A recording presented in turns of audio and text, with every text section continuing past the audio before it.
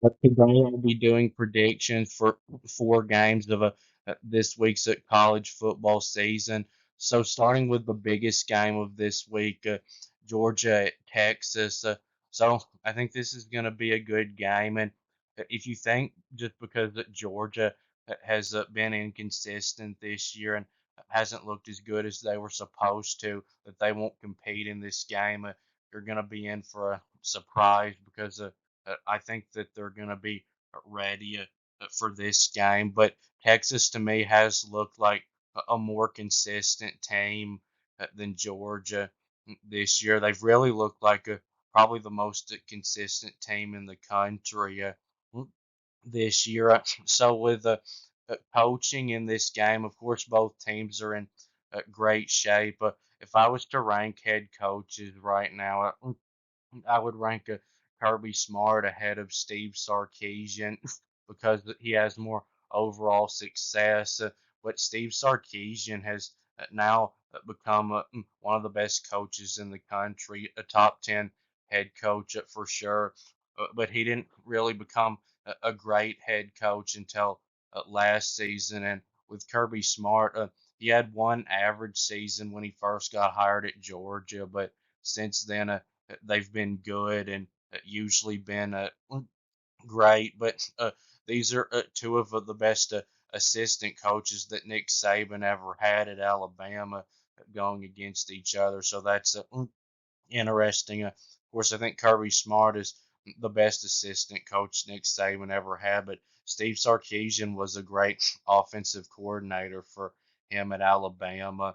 And Sarkisian is known for being an offensive expert, which he is, but he's also gotten really good recently at coaching defense too. And then with a quarterback in this game, it's a great matchup with Carson Beck and Quinn Ewers, two really good quarterbacks.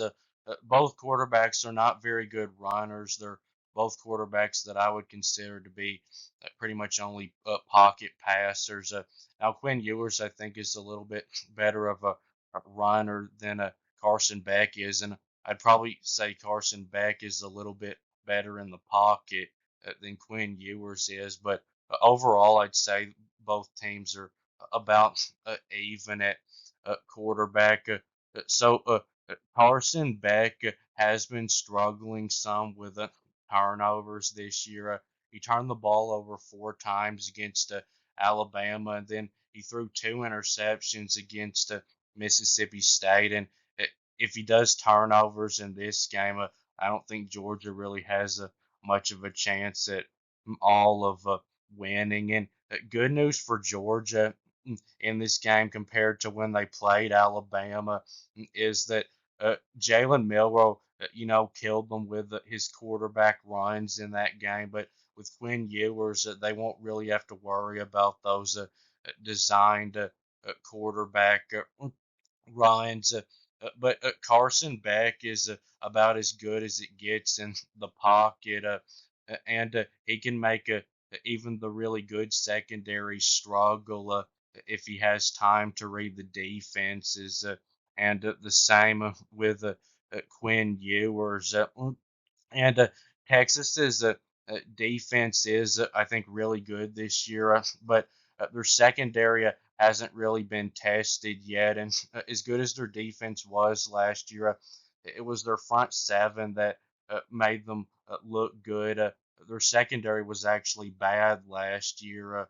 And of course, at Michigan, a team they played doesn't have any passing game, and neither does Oklahoma, who they played. And of course, Mississippi State is horrible. So Georgia will be a big test for the Texas secondary to see if they're improved this year. But Texas's defensive line seems to have not taken a step back this year like it was supposed to because they lost two really good defensive linemen. It still seems to be elite this year. And for Georgia's defense, their secondary has surprisingly had some struggles this year. So they gave up 376 yards passing to Alabama. And of course, I know Jalen Milrow is a very good quarterback, but still, that's a lot of yards to give up. But the worst thing for Georgia was they gave up 306 yards passing to Mississippi State last week, who is a horrible team everywhere. They're going to have to do a lot better than that if they want to have a chance to beat Texas. So with Georgia's secondary, Malachi Starks is at a safety for them and probably the best player on Georgia's defense. And they do though have two new starters in their secondary, and they're not transfers; they're young players, and they've been struggling this year. Now you can kind of understand that because they're new starters, even though they have a great coach with Kirby Smart. But a surprise is Georgia's other defensive back that's not a new starter besides Starks. Dalen Everett, a cornerback, has also been struggling this year.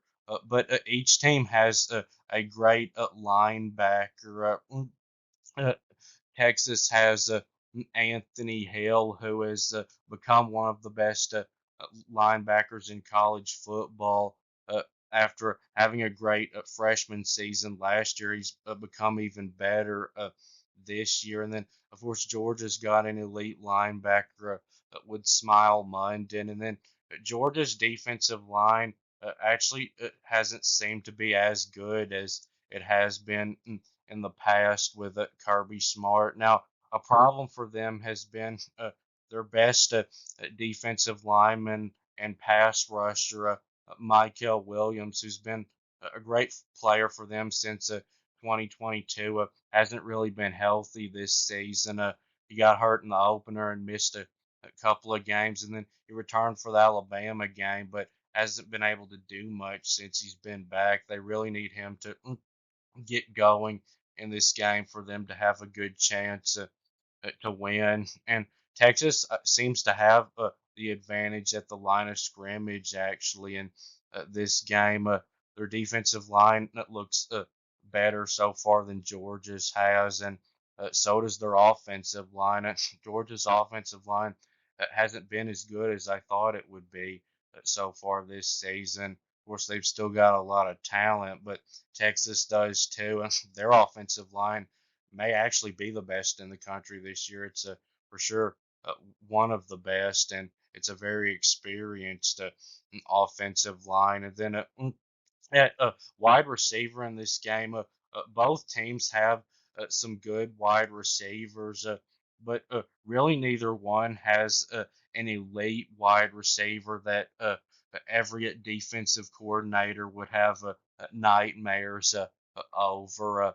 Now, the closest one to that for Georgia would be a dominant Lovett, and then for Texas, the closest to elite for a wide receiver would be Isaiah Bond. He missed most of the Oklahoma game because he had an ankle injury, but I saw he's expected to play in this game, and they really will need him for this game. And then at running back, so for Texas, I thought that Jaden Blue would be their top running back this season with C.J. Baxter uh, being out for the season, but it actually seems like it's a Wisner. He had a big game against Oklahoma, rushing for 118 yards on only 13 carries. Uh, but Jaden Blue is his backup running back, so they do make a good running back combination. And then for Georgia, their running back room has some injuries. So their number two running back in this game will likely be Frazier, the freshman running back who has been pretty good for them this season and is a talented running back. He'll be getting carries behind ETN in this game. But Texas's offense has been tested this year, and it's proven it's good because they played a good defense. Oklahoma, and I think that Georgia does have a decent chance to win this game. If they play their best game of the season, they, of course, could win this game. But Texas, to me, right now, just looks like the better team. And I do think that this game will, if it doesn't go down to the end, it'll at least come down close to the end. But I actually think that Texas pulls away late and gets the win by a couple of scores. I've got Texas 34, Georgia 24. And then probably the second biggest game of the week, Alabama at Tennessee. So Alabama has a better offense than Tennessee does, and Tennessee has, I think, a better defense than Alabama does. But I think the difference in this game is really quarterback, where Alabama has a big advantage. Jalen Milroe is a much better passer and runner than Nico I'm about to leave you is. And he's more experienced too. He's a second year starter, while Nico I'm about to leave you is a first year starter. And I'm about to leave you just isn't a very good quarterback right now. He's really still learning. And Tennessee, I do think will be able to slow down Jalen Milroe in this game, but he's one of those types of quarterbacks that's so good to where you can slow him down, but you can't shut him down. And Tennessee's offense has been bad since they've been playing against SEC opponents. Now, I can understand why they didn't score a lot against Oklahoma because Oklahoma has a good defense, but Arkansas and Florida do not have good defenses, and they looked horrible offensively in those games. Now, Alabama's defense is not near as good as it was, so I do think that Tennessee will be able to move the ball some in this game, and that it'll be a close game. But I think Alabama gets the win. I've got Alabama at 31, at Tennessee at 24. And then LSU at Arkansas. So LSU, it seems like, is in big danger of getting upset this week because they're coming off a big win against Ole Miss, and now going on the road to play Arkansas, a team that plays them close usually, even when they're not any good. And this is a rivalry game, and Arkansas is a decent team this year. They're not a team that is going to compete for an SEC championship, but they're a team that could ruin it for other teams like LSU. Arkansas, just got a big upset win over Tennessee, but they got a bye week after that, so I think they'll be ready for this game.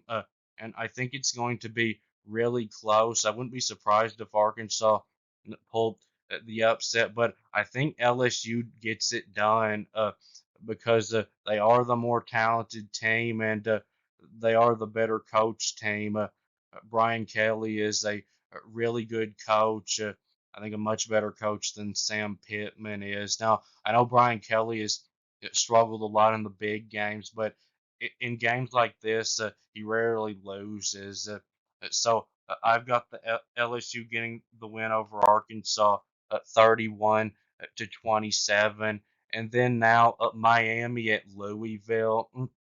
So to me, it feels like it's about time that Miami loses a game after just barely getting by their last two opponents, and now they're going on the road to play a team that's not great, but is a decent team. Louisville, they are a better team than those two teams that Miami just barely escaped. So I think that Louisville pulls the upset on Miami. I've got Louisville at 38, Miami 35. So that will be it with this video. And please subscribe, and thanks for watching. And I'll be back soon.